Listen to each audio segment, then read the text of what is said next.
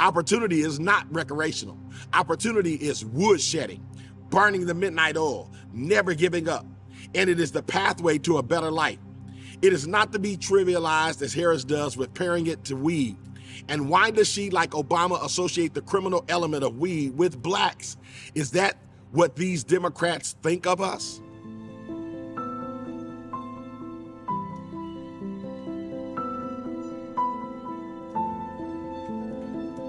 Hello, America. I'm Pastor Corey Brooks. From the south side of Chicago to the nation's capital, this is Rooftop Revelations. Many of you know me as the Rooftop Pastor. I recently spent 343 days living on top of a roof through Chicago's cold and heat to bring awareness to the violence and to raise money for this much-needed community center that you see being built behind me. And because of the many donations from Americans just like yourself, we are raising the needed funds for this glorious leadership and economic community center.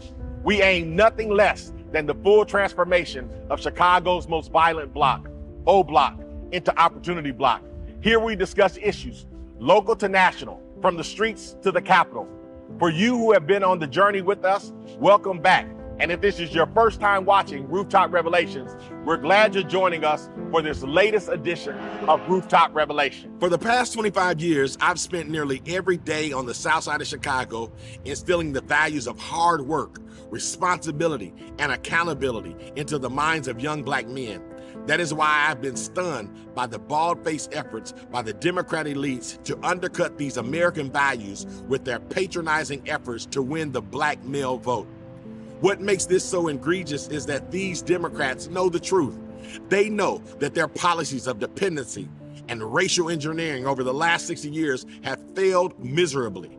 They know in their hearts the role they played in betraying blacks by sinking them into the permanent black underclass all around America. They know about the difficult work of uplift by American values that men and women like me are doing in these communities. Yet, they'll betray all that by appealing to our weakest nature for a vote. How dare they call themselves our champions, say they got our back.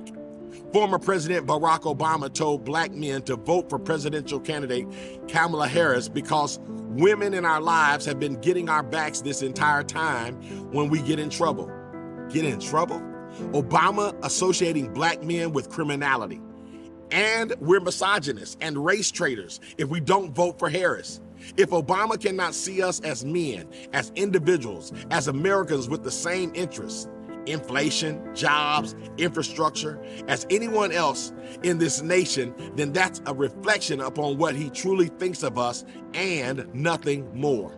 A few days after the former president's comment, Kamala Harris released her opportunity agenda for black men.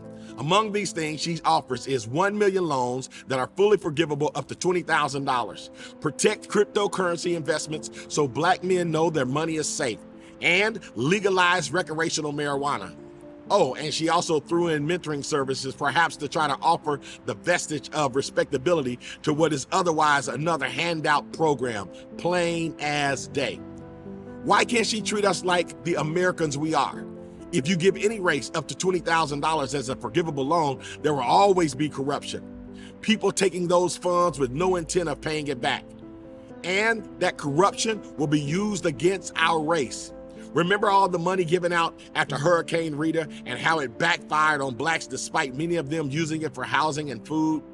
If you want to make progress, then stop treating us as the exception to the rule.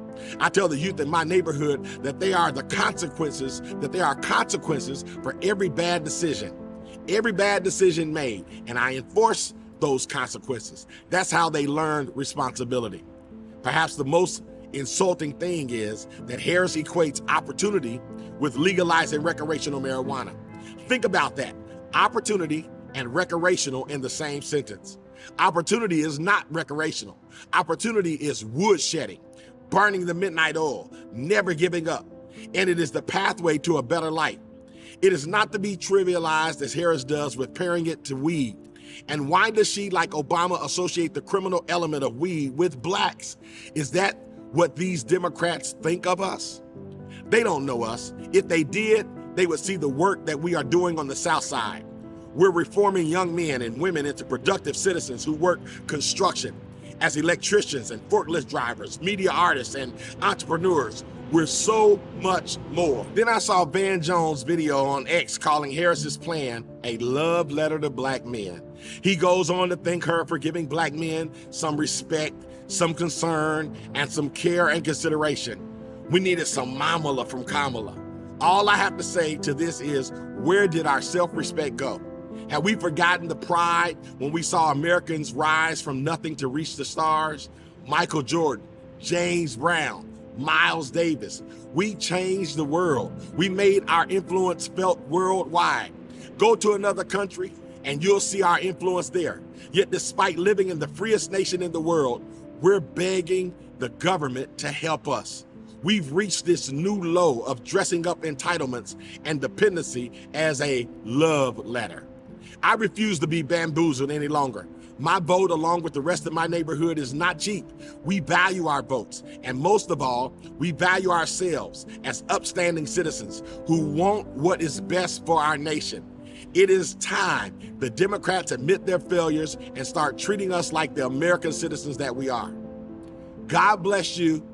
God bless America. This has been another Rooftop Revelation.